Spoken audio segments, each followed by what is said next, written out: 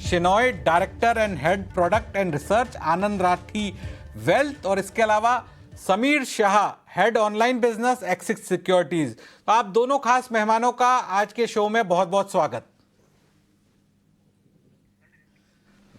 तो सबसे पहले, जैसे कि चेतन शेनॉय जी है हमारे साथ स्टूडियो में ही मौजूद है। चेतन जी, आपने देखा जैसे हमारा जो आज टॉपिक है मोमेंटम इन्वेस्टिंग को लेकर, हम निवेशकों को जागरूक करना चाहते हैं। पिछले कुछ 2 या 3 साल से ही मोमेंट इन्वेस्टिंग एक चलन पकड़ा है। तो सबसे पहले हमारे निवेशकों को बताइए कि ये क्या टर्मिनोलॉजी है और क्यों इसका चलन बढ़ा है। अनुराग जी, नमस्कार। पहले तो बहुत बहुत शुक्रिया कि इस मौके पे मुझे बात करने को मिल रहा है, कि आपके दर्शकों से बात करने को मिल रहा है, कि मोमेंटम इन्वेस्टिंग के बारे में बात करने को मिल रहा है। मोमेंटम इन्वेस्टिंग जो है बहुत ही इंटरेस्टिंग एक थीम है इन्वेस्टिंग का। Very unlike normal investing style, क्योंकि नॉर्मल इन्वेस्टिंग स्टाइल में ऐसे माना जाता है कि आप एक स्टॉक को लेके लीजिएगा जब मार्केट डाउन हो या वो स्टॉक वैल्यू डाउन हो, और लंबे समय के लिए पकड़े रहिएगा। सो it is about buying low and staying invested. Momentum investing में जो है उसका एग्जैक्ट विपरीत ऑपोजिट होता है।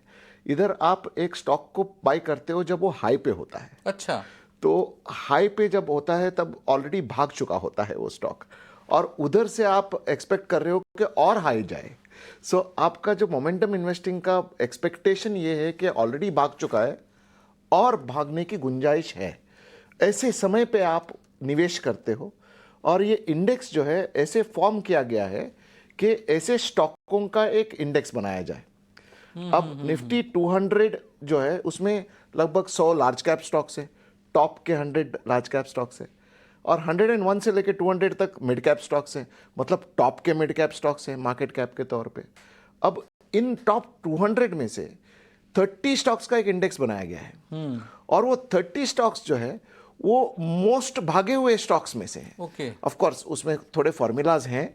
अब बहुत आसानी से बताने के लिए, टॉप से बेस्ट परफॉर्मिंग 30 स्टॉक्स जो है 6 मंथ्स 12 मंथ परफॉर्मेंस देखा जाता है, रिस्क एडजस्टेड रिटर्न देखा जाता है, एक सर्टन वेटेज दिया जाता है उसको, और उस बेसिस पे 30 स्टॉक्स को पिकअप किया जाता है फ्री फ्लोट से मल्टीप्लाई करने के बाद।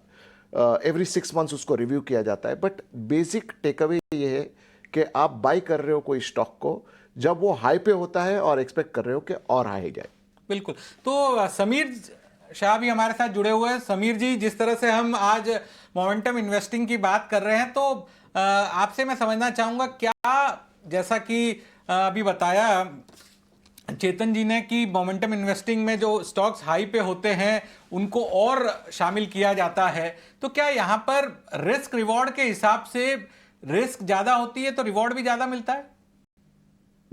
पहले तो मैं आपका धन्यवाद करना चाहूंगा, आपने मुझे आपके शो पे आमंत्रित किया। अनुराग जी, अगर हम मोमेंटम स्ट्रेटजी की बात करते हैं, ऑब्वियसली ये वो स्टॉक्स है जहां पे मोमेंट आ चुका है, तो रिस्क ऑब्वियसली थोड़ा ज्यादा रहेगा। बट एक थ्योरी है जो मैं आपके द्वारा आपके दर्शकों को शेयर करना चाहूंगा। ये 1990 के दशक में नरीमन जगदीश और शेरन टीटमैन जैसे रिसर्चर ने इस पे रिसर्च किया था, और उन्होंने ये पाया कि अक्सर momentum strategy value based investing style और ग्रोथ बेस्ड इन्वेस्टिंग स्टाइल से ज्यादा रिटर्न देती है।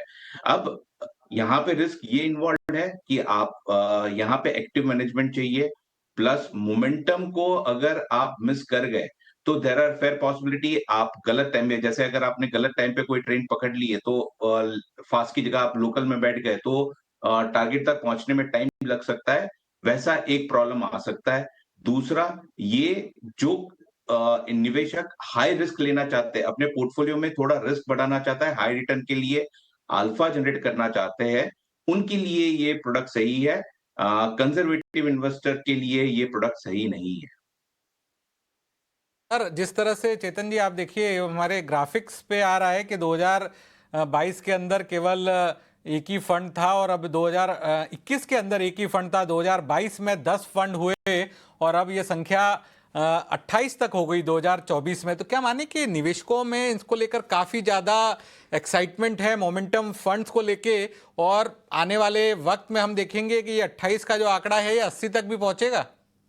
बिल्कुल, आई थिंक लॉजिक ये है कि 2020 में अगस्त में, जहाँ तक मुझे याद है, ये इंडेक्स फंड लॉन्च हुआ था मोमेंटम के बेसिस पे, और सोचिए आप 2022 तक पहला फंड लॉन्च हुआ, तो लगभग 2 साल लगे इसका इंडेक्स के बेसिस पे किसी को फंड लॉन्च करने में। एंड तब से लेके अब तक 28 फंड्स आ गए। 28 में से लगभग 24 फंड्स जो हैं वो पैसिव हैं, और ज़्यादातर पैसिव फंड्स ही मतलब बनता है, क्योंकि the index itself is created in a manner के वो टॉप के 30, टॉप के 50 स्टॉक्स को ले पाए। तो ऐसे जो थीमेटिक स्कीम्स हैं, इसका इंटरेस्ट ऐसे समय पे बढ़ता है जब बुल मार्केट होता है। और हमने ये देखा है अनुराग जी कि पिछले 4 साल से हमने वन डायरेक्शनल मार्केट देखा है, तरफ मार्केट चल रहा है, और जब वन डायरेक्शनल मार्केट चलता है तो ऐसे थीम्स का प्रोत्साहन ज़्यादा मिलता है लोगों को इन्वेस्ट करने का। एंड आप देखने जाओ तो मोमेंटम फंड्स ने 2-3 साइकिल देखे नहीं हैं, एक ही साइकिल देखा हुआ है आज के दिन पे। और हम सब जानते हैं, हम चाहे जितना चिल्ला चिल्ला के बोले कि past performance is not a indicator of the future, SEBI भी डालने को बोले हर एडवर्टाइजमेंट के बाद आता जाए, बट ये परचेज जो है ज़्यादातर पास्ट परफॉर्मेंस को देख के ही होता है। और याद रखिए, इंडेक्स बना हुआ है based on past performance of the top 30 and top 50 stocks. 30 वाले इंडेक्स में 30 स्टॉक्स, 50 वाले इंडेक्स में 50 स्टॉक्स। सो परफॉर्मेंस जब अच्छा होगा तब इसका इन्वेस्टर्स का इंटरेस्ट इसमें ज़्यादा होगा। अब देखना ये है कि जब बुरा साइकिल आएगा, मैं ये नहीं बोल रहा हूँ बुरा साइकिल आएगा ना आए, हम सब इस बिजनेस में हैं, बट हम सब ये जानते भी हैं कि वन डायरेक्शनल होता नहीं है मार्केट। बुरा वक्त भी आएगा, और अच्छे वक्त पे ये ज़रूरी है कि हम जैसे लोग ये बोले कि बुरा वक्त भी आता है, अच्छा वक्त भी आता है, वन डायरेक्शनल मार्केट होता नहीं है। और जैसे मेरे दोस्त ने अभी बोला कि बहुत काबिल एडवाइस दिया है उन्होंने कि it is not as if सब के लिए ये इन्वेस्टिंग है, ये हाई रिस्क इन्वेस्टर के लिए है, ये सीजन्ड इन्वेस्टर के लिए है। तो मुझे तो लगता मेरा है, सवाल ही वो था कि रिस्क रिवॉर्ड कैसा है, रिस्क ज्यादा है तो रिवॉर्ड भी ज्यादा होगा। बिल्कुल आपकी समझ बिल्कुल सही है कि जो भी चीज़ में रिस्क ज़्यादा होगा उधर रिटर्न ज़्यादा नहीं आएगा, तो फिर मतलब ही क्या है। बिल्कुल। So the answer is absolutely right, risk भी ज़्यादा है, रिटर्न एक्सपेक्टेशन भी ज़्यादा है, बट ये भी याद रखिएगा जब बुरे वक्त पे इसका लॉस भी ज़्यादा होगा। बिल्कुल सर, अभी जब से फंड लॉन्च हुए हैं तो हिस्टोरिकल जो डेटा, हिस्टोरिकल तो नहीं कह सकते, 3-4 साल का है तो क्या हिस्टोरिकल कहेंगे, लेकिन रिटर्न पॉइंट ऑफ व्यू से अगर हम हमारे दर्शकों को बता पाए कि बाकी फंड्स के मुकाबले किस तरह का रिटर्न दिया है, तो एक उनको भी समझ मिलेगी कि ये कैसे अलग है। बिल्कुल बिल्कुल दिखाना चाहिए। I think it will give an idea कि आपके पास ऑप्शंस क्या क्या हैं। मोमेंटम फंड्स जो हैं इंडेक्स के कंपैरिजन में इन्होंने काफ़ी अच्छा किया है। सो आप प्लेन टोटल रिटर्न इंडेक्स जो है निफ्टी 200 या निफ्टी मिड कैप 150, 200 के बात करने जाएं, बिकॉज दिस इज़ अ 30 का index, 30 momentum stocks out of 200 pick किए गए हैं। So it is done better than the index, so performance has been better. And आप पास्ट में भी देखने जाओगे तो it is likely to beat the index. But मैं ये बट बहुत ज़रूरी बोलना चाहूँगा, आप अगर flexi cap fund, multi cap fund, large and mid cap fund, जहाँ द रेंज ऑफ डिसीजंस जो फंड मैनेजर ले सकता है उसमें उनको फ्लेक्सिबिलिटी ज़्यादा है। इधर इंडेक्स का फ्लेक्सिबिलिटी बहुत कम है। इधर रूल ऐसा है कि टॉप के 30 स्टॉक्स को ही पिकअप करना है, रिस्क एडजस्टेड वगैरह वगैरह है, 5% का कैप है वगैरह, विच इज़ गुड। बट जो फ्लेक्सिबिलिटी फ्लेक्सी कैप फंड में है, large and mid cap fund में, वो इस कैटेगरी में नहीं है। इस वजह से आप देखोगे अनुराग जी के the performance of flexi cap funds have been better than momentum funds. So actively manage funds के अंदर जो फ्लेक्सी कैप कैटेगरी है, जहां फंड मैनेजर को लार्ज मिड स्मॉल कैप और कोई भी थीम पिक किया जा सकता है, I believe that for long term investing the core of the portfolio should always be flexi cap, multi cap, large and mid cap kind of funds. बिल्कुल, आपने जैसा बताया कि लॉन्ग टर्म इन्वेस्टिंग के लिए कोर जो फिलॉसफी होनी चाहिए, flexi cap, large cap, multi cap. लेकिन सर एक चीज़ ये भी है क्या, क्योंकि आप निफ्टी 50 या निफ्टी 100 या 200 स्टॉक्स में से स्टॉक्स पिक कर रहे हैं, तो डाउनसाइड जो है वो लिमिटेड रहती है? बिल्कुल, जब एक्टिवली मैनेज फंड्स की आप बात करते हो तो फंड मैनेजर बहुत अलग अलग स्टाइल्स का कॉम्बिनेशन के साथ फंड बनाता है। तो growth at reasonable price, GARP जो बोला जाता है, growth at reasonable price. Value investing जो है वो एक अलग स्टाइल है। ब्लू चिप फंड जो है, ब्लू चिप ओरिएंटेड स्टॉक्स जो है, हाई प्रीमियम स्टॉक्स जो है, हाई PE स्टॉक्स जो है, जो FMCG वगैरह के टाइप के स्टॉक्स जो हैं, जो स्टेबल होते हैं, वो अलग स्टाइल के हैं। तो फ्लेक्सी कैप कैटेगरी के अंदर आपको एक मार्जिन ऑफ सेफ्टी है, क्योंकि आपको अलग अलग थीम्स ऑफ इन्वेस्टिंग को पकड़ा गया है। तो इसका डाउनसाइड ये भी है कि वन साइड मोमेंटम के टाइम पे आपको शायद से momentum stocks will do better than flexi cap fund. But बुरे वक्त के टाइम पे, to answer your question, flexi cap fund or a fund which has picked up basis large and mid cap actively managed fund is likely to fall lesser। और इसका आप performance भी दिखा सकते हो कि जब फॉल होता है तो फ्लेक्सी कैप और मल्टी कैप और large and mid cap funds fall less than the index and definitely will fall less than the momentum fund. Okay, तो मोमेंटम फंड में किस तरह से जब गिरावट के दौरान कैसा प्रदर्शन रहता है? समीर जी के पास मैं जाना चाहूँगा। सर, इसका टारगेट ऑडियंस कौन सा रहता है? क्योंकि आप तो बहुत से लोगों की फाइनेंशियल प्लानिंग भी करवाते हैं, आपके कई सारे जो क्लाइंट्स भी होते हैं, तो क्लाइंट टारगेट ऑडियंस कौन सा रहता है? अनुराग जी, यहाँ पे टारगेट ऑडियंस वो रहता है जिसके पास शॉर्ट टर्म, जैसे चेतन जी ने बताया, ये फंड थोड़े रिस्क कैटेगरी में हाई रहते हैं। तो जिनके पास निवेश की अवधि ज्यादा है, जैसे यंग इन्वेस्टर, इनको हम टारगेट कर सकते हैं, बिकॉज उनके पास अगर कुछ थोड़ा रिटर्न में ऊपर नीचे होता है तो उनके पास अवधि ज्यादा है, तो they can continue for a longer period.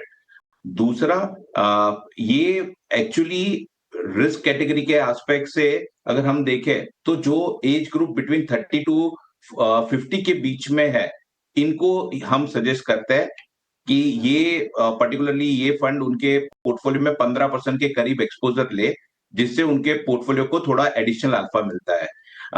Anurag ji, आपने अभी रिटर्न के एस्पेक्ट से पूछा था, मैं आपको एक रिटर्न का एक थोड़ा स्टेट्स दे देता हूं कि अगर किसी ने 2019 में निफ्टी में इन्वेस्ट किया होता तो करीबन 16% का एवरेज CAGR रिटर्न जनरेट हुआ है। वही अगर निफ्टी 200 मोमेंटम 30 में इन्वेस्ट किया होता तो यहाँ पे कंपेरेटिवली 23.18% का CAGR जनरेट हुआ है, विच इज क्वाइट हाई। और अगर निफ्टी मिड कैप 150 मोमेंटम 30 में इन्वेस्ट किया होता तो करीबन डबल रिटर्न जनरेट हुआ है, 32.14% के करीब का CAGR रिटर्न जनरेट हुआ है। सो ये जो हाई रिस्क हाई रिटर्न की कैटेगरी वाले इन्वेस्टर है, उनके लिए हम ये फंड सजेस्ट करते हैं। शॉर्ट टर्म इन्वेस्टर के लिए, ये शॉर्ट टर्म इन्वेस्टर को हम यानी जिसका गोल शॉर्ट टर्म है, उनके लिए हम प्रमोट कर सकते हैं।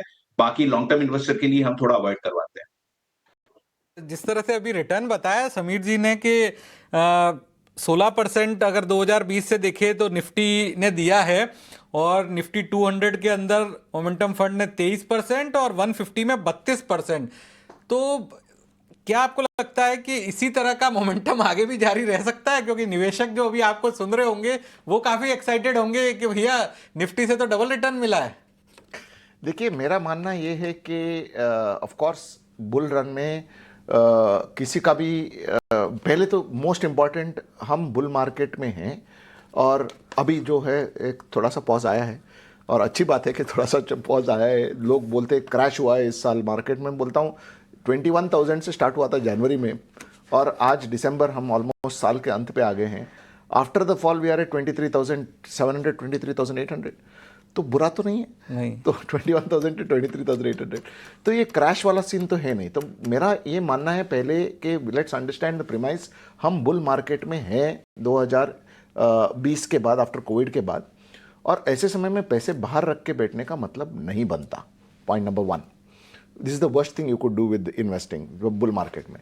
पॉइंट नंबर 2, बुल मार्केट हो बेयर मार्केट हो, एक चीज़ याद रखिएगा कि वॉलेटिलिटी जो है वो आपका पेशेंस डेफिनेटली चेक करेगा। और इन्वेस्टिंग में आपको पैसे बनाने आपके लंबे समय तक आपको रुके रहना पड़ेगा। तो कोई भी पोर्टफोलियो जहां वॉलेटिलिटी बहुत ज़्यादा होने वाला है, उस पोर्टफोलियो में आप डटे नहीं रह पाओगे और इसलिए आपको कंपाउंडिंग का फ़ायदा नहीं मिलने वाला। तो मोमेंटम फंड जो है अच्छा किया है, पिछले 4 साल से अच्छा किया है। बुल रन कंटिन्यू होगा, बट बुल रन के बीचों बीच में हर साल में 2 बार कम से कम मार्केट 10% गिरता है। ऐसे समय पे ऐसे फंड अंडर परफॉर्म करेंगे, और जब साइडवेज मार्केट होगा ऐसे फंड्स अंडर परफॉर्म करेंगे, और इसकी वॉलेटिलिटी जो है much higher than normal funds हैं। ये याद रखते हुए I would allocate very small portion even if I have to allocate at this point in time. मेरे इन्वेस्टरों को तो मैं वेट एंड वॉच मोड में लगा रहा हूँ।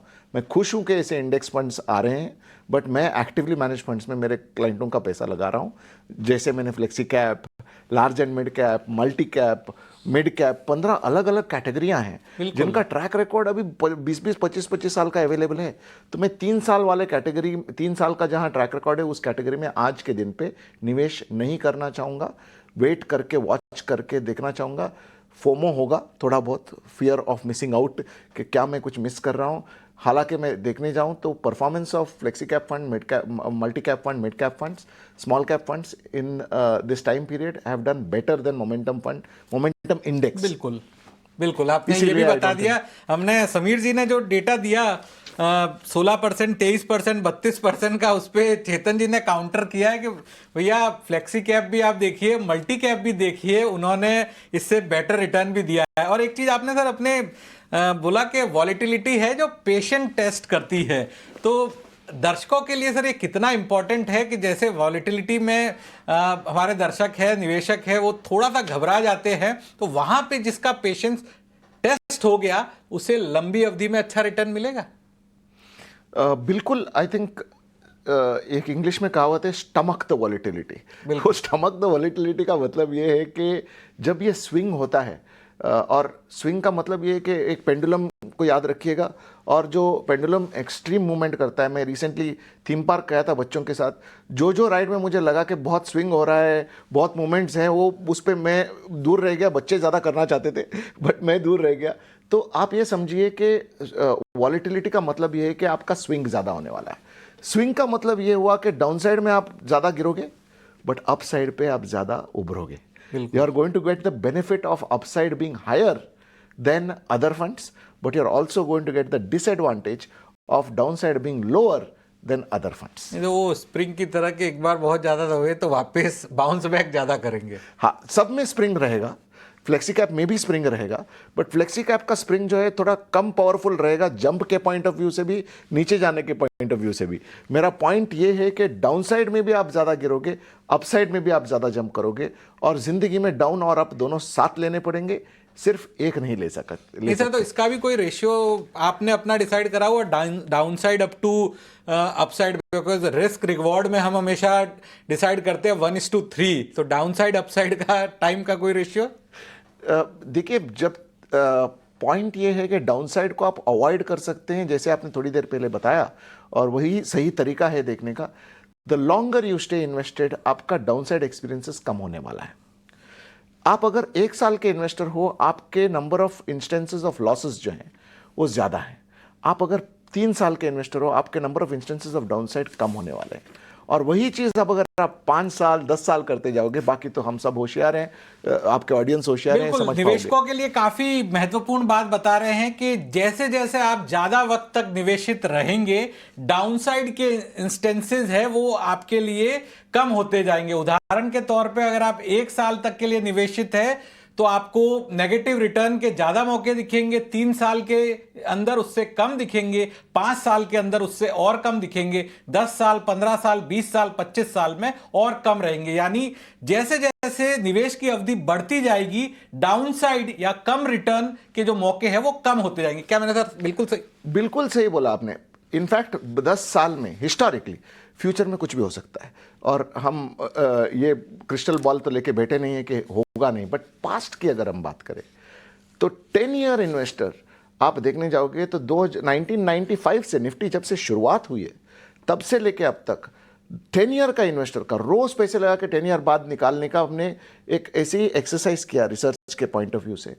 और इसका मतलब ये है कि साल में अगर 200 वर्किंग डेज हैं तो 200 दिन इन्वेस्ट करके 200 दिन बाद हमने बाहर निकाल के देखे पैसे 10 साल बाद, तो हमने देखा एक भी बार नेगेटिव रिटर्न नहीं आया है, एक भी इन्वेस्टर को नेगेटिव रिटर्न नहीं आया है।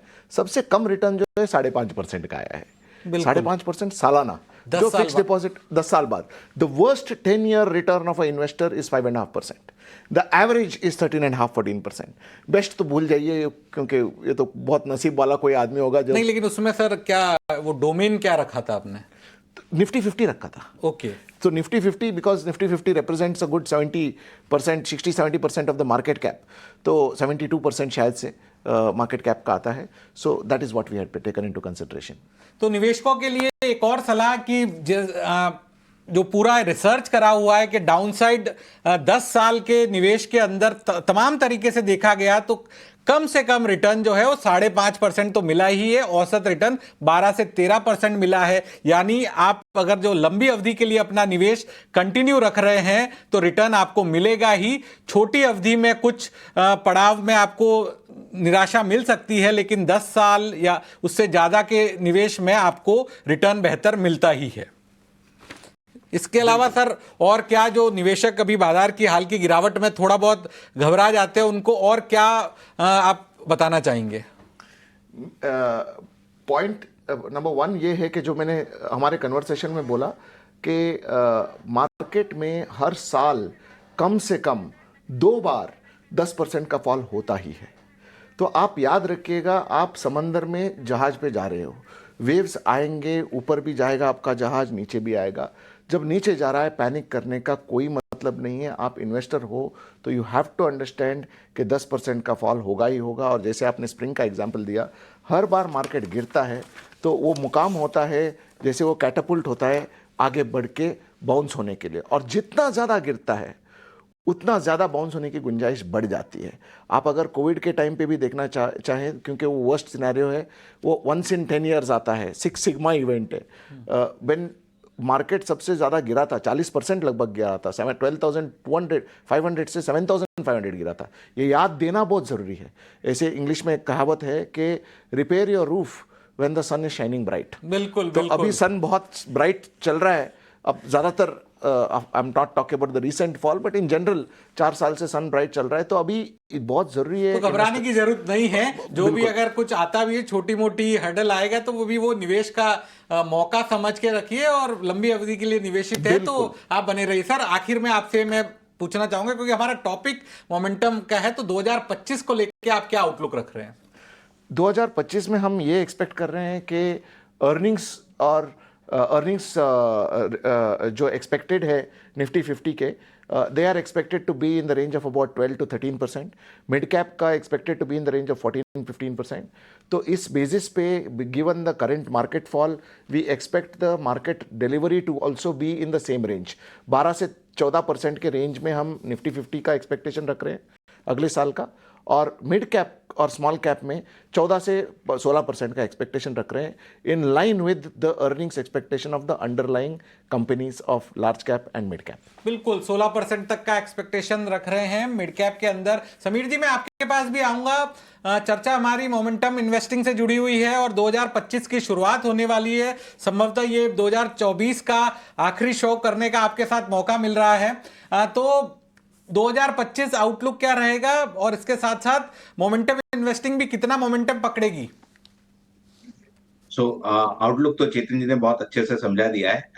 अब मोमेंटम इन्वेस्टिंग की बात करते हैं तो ऑफ लेटली हमने निवेशकों में ये देखा है कि पिछले 3-4 साल में अच्छा रिटर्न जनरेट किया है, तो काफी निवेशक वो मोमेंटम इन्वेस्टमेंट की तरफ बढ़ रहे हैं। और अभी 28 फंड है। देयर आर लाइक नो काफी एएमसी के भी नए नए फंड्स आने वाले हैं। सो वी आर एक्सपेक्टिंग कि हम आगे जाके जो risk short term investor plus risk high risk taking investor के पोर्टफोलियो में मोमेंटम इन्वेस्टिंग के परसेंटेज बढ़ते हुए दिखाई देंगे। और यहाँ पे जो एयूएम है वो मुझे ऐसा लग रहा है, this is my personal belief, कि वो 15% के करीब ग्रो करता हुआ दिखाई दे रहा है। बिल्कुल। तो आउटलुक जो है 2025 से जुड़ा हुआ और मोमेंटम फंड से जुड़ा हुआ, लेकिन वक्त हो चला एक ब्रेक का। ब्रेक के बाद दर्शकों के सवाल जवाब लेंगे। चेतन जी आज आप हमारे साथ जुड़े, आपने तमाम चीजों को विस्तार से बताया, बहुत बहुत शुक्रिया। बहुत बहुत शुक्रिया, थैंक यू। जल्द हाजिर होते हैं एक छोटे से ब्रेक के साथ।